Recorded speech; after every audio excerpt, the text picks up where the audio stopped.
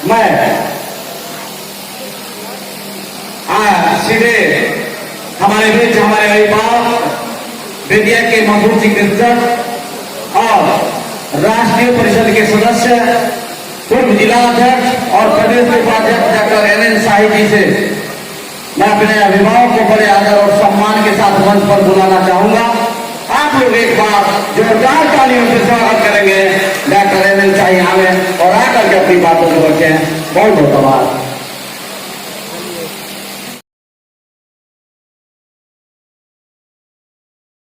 माननीय उपेंद्र कुशवाहा जी का स्वागत करते हुए पूरे नहीं समा रहे हैं।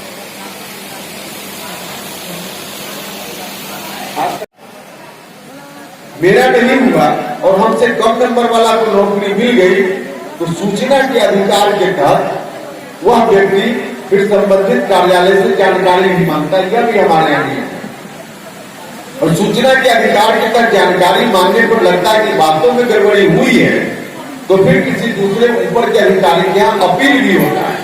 और अपील करने के बाद कई बार ऐसा हुआ है कि जिसके साथ अन्याय हुआ, नहीं बहाल हुआ, उसको फिर से नौकरी मिल जाती है और जो गलत करके नौकरी में चला गया वह वहां से खाली हो जाता है। ऐसा होता है। लेकिन सुप्रीम कोर्ट और हाई कोर्ट में क्या होता है?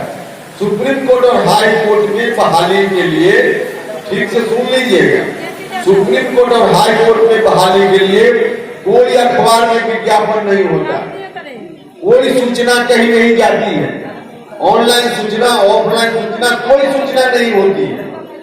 किसी को पता नहीं देश में कि कब सुप्रीम कोर्ट में और हाई कोर्ट में जजों को बहाल होना है। किसी को जानकारी देने का नियम ही नहीं है।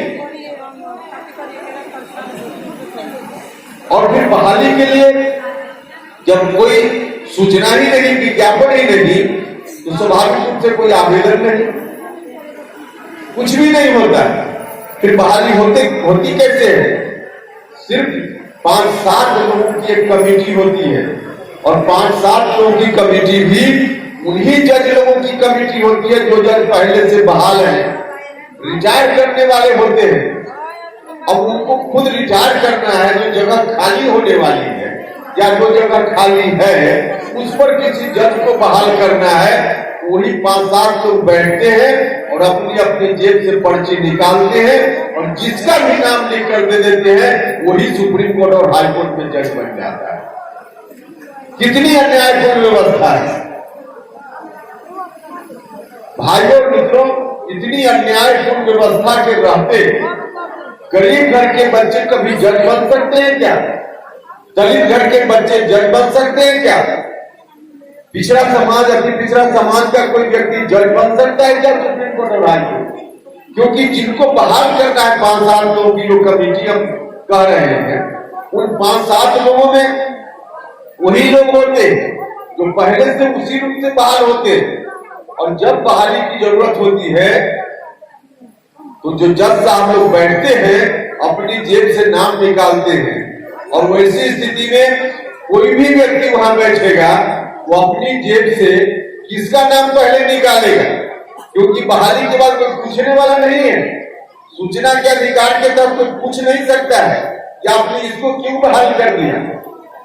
और जब सूचना के अधिकार के तहत पूछने का कोई नियम नहीं है तो फिर कहीं अपील करने का क्या कोई मामला बनता है उनके खिलाफ?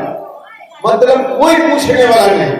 देखिए यहाँ बैठे हुए 5 लोगों को भी यही जवाबदेही दे दी जाए या बेतिया कलेक्टेरिएट में 20 लोगों को किरानी बनाना है, बना दीजिए। आपसे कोई नहीं पूछेगा कि आपने अमुक व्यक्ति को क्यों बना दिया, कैसे बना दिया, किसी को पता नहीं होगा। कोई अपील नहीं, कोई आपके ऊपर केस नहीं, कोई सजा नहीं, तो क्या करेगा? यहाँ बैठा हुआ व्यक्ति भी अगर किसी को अधिकार दे दिया जाए तो सबसे पहले उस पोस्ट पर बहाल करेगा, अपने बेटा को बहाल करेगा अगर बेरोजगार है, अपनी बेटी को बहाल करेगा, अपने परिवार के किसी सदस्य को बहाल करेगा जो बेरोजगार है, और उससे आगे बढ़ेगा तो अपने जान पहचान वालों को या जात वालों को बहाल करेगा। ये कोई भी करेगा, ये कोई करेगा। तो जज साहब लोग भी कोई भगवान नहीं है, हमारे आपके बीच से ही गए हुए लोग हैं। तो जज साहब लोग भी ठीक है ही कर रहे हैं।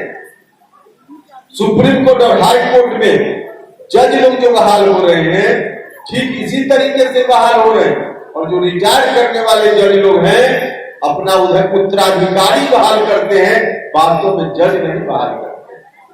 और इसका नतीजा है कि देश में इतनी बड़ी आबादी का हमारा देश है, 135 करोड़ लोग अब हिंदुस्तान में रहते हैं, इतनी बड़ी आबादी का देश, और इस देश में सिर्फ 250-300 परिवार, हम 250-300 बोल रहे हैं, हम 3,000 और 2,500 नहीं बोल रहे, 3 लाख नहीं बोल रहे, हम बोल रहे 250-300, सिर्फ 250 और 300, एक गांव में 250-300 परिवार रहता है, तो सिर्फ 250 और 300 परिवार ही देश भर में इस तरह के परिवार हैं जहां से जिनके परिवार से 80% लोग जज बन रहे हैं, बाकी लोग जज बिल्कुल बन ही नहीं रहे।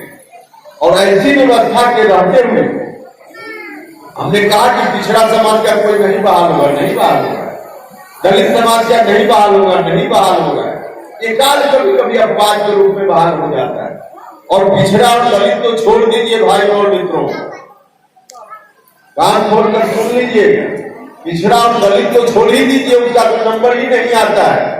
जो व्यवस्था है उस व्यवस्था में कोई ब्राह्मण परिवार का भी गरीब घर का बच्चा अगर चाहे पढ़ने में, चाहे जितना भी तेज हो, कोई ब्राह्मण परिवार का, भूमिहार परिवार का, राजपूत परिवार का कोई बच्चा चाहे जितना तेज हो पढ़ने में, वह भी अगर गरीब घर का है, वह भी चाहे कि हम सुप्रीम कोर्ट और हाई कोर्ट में जज बन जाए, तो उसके लिए भी जज बनने का रास्ता बंद है, नहीं बन सकता।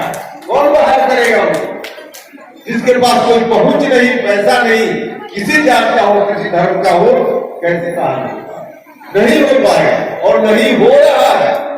और जब तक ऐसी स्थिति रहेगी तब तक गरीब लोगों को कभी न्याय मिल सकता है क्या? नहीं मिल। आज पूरे देश को सारे जगह सामाजिक सद्भाव को बिगाड़ने की कोशिश हो रही है। अब उसी सद्भावना को बहाल